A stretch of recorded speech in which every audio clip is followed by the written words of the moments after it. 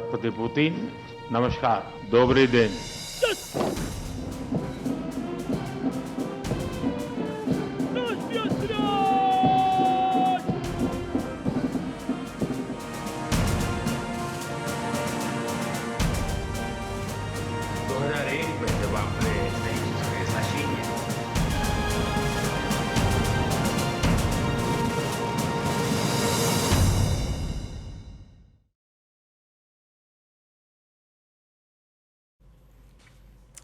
It's day 2 of Russian President Vladimir Putin's visit to India. It has high stakes, high symbolism, and even higher expectations.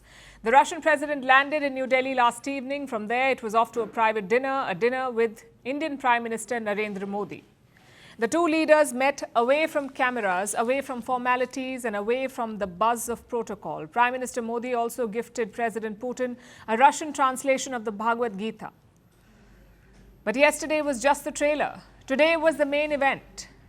The summit, the talks, the announcement, all of it was packed in one day. It started with a ceremonial welcome. President Vladimir Putin arrived at the Rashtrapati Bhavan in his Aurus Senat. This is Putin's luxury limousine. He takes it everywhere he goes. He was welcomed by President Draupadi Murmu and Prime Minister Narendra Modi.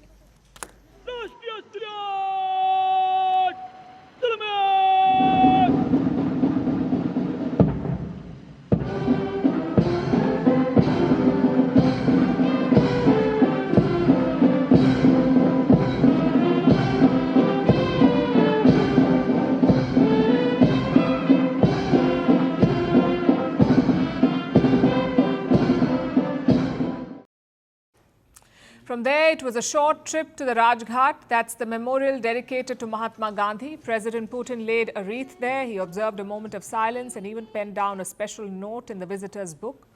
You can see the message on your screen. It's in Russian, but here's what it says. Putin described Mahatma Gandhi as one of the key founders of modern India. He said Gandhi's ideas still remain relevant today, and they continue to inspire the world.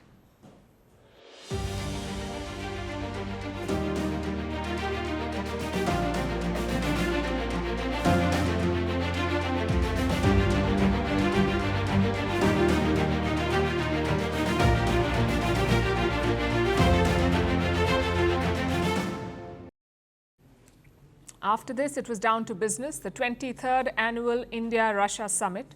President Putin arrived at the Hyderabad House. That was the venue for the bilateral summit. The two leaders met. So did the two delegations. Multiple MOUs were signed. An MOU is a Memorandum of Understanding. It's basically an agreement. Many of these were signed today. विश्व का कल्याण शांति के मार्ग पर ही है. हम सबको मिलकर के शांति के रास्ते तलाशने चाहिए. और पिछले दिनों जो प्रयास चल रहे हैं, मुझे पूरा विश्वास है कि विश्व फिर से एक बार शांति की दिशा में लौटेगा. We had the opportunity, and you gave me that opportunity, to speak in detail about what is happening on the Ukrainian track and about the steps we are taking jointly with some other partners, including the United States, toward a possible peaceful settlement of this crisis. So the two leaders discussed Ukraine. They also talked about oil, trade, defense, economic cooperation and tourism. Then it was time for the joint statement. We'll bring you the key takeaways from that in just a bit. But first, here's something that caught everyone's attention. Prime Minister Modi welcomed President Putin in Russian. Your Excellency, my friend, Rashtrapati Putin, दोनों देशों के delegates, media के साथियों, नमस्कार, добрый день.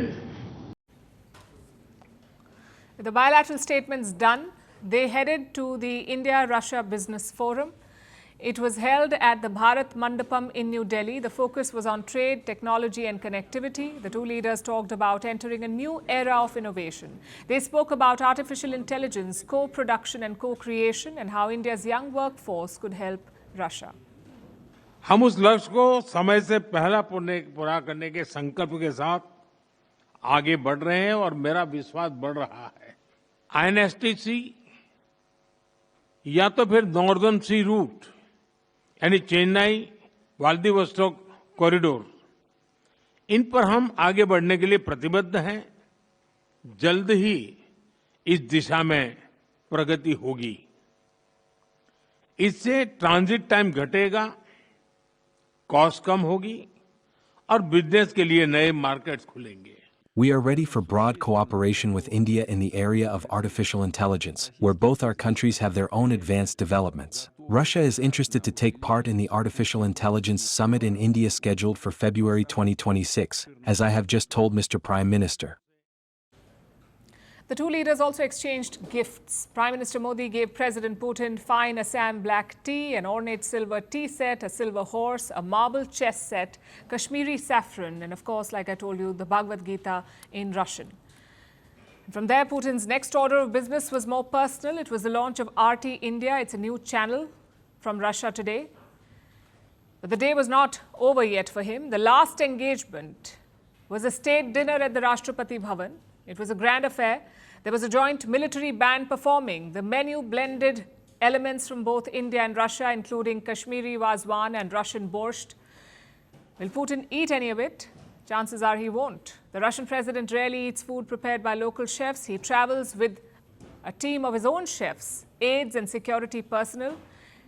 The ingredients for his food are pre-approved. They're cooked under strict protocol, and a mobile food testing laboratory accompanies him. So he's unlikely to taste the feast, but that's hardly the point of these dinners. And with that, it was the end of day 2 and the visit.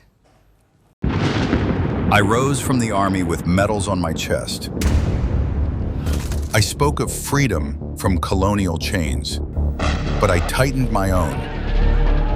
I filled prisons with ghosts.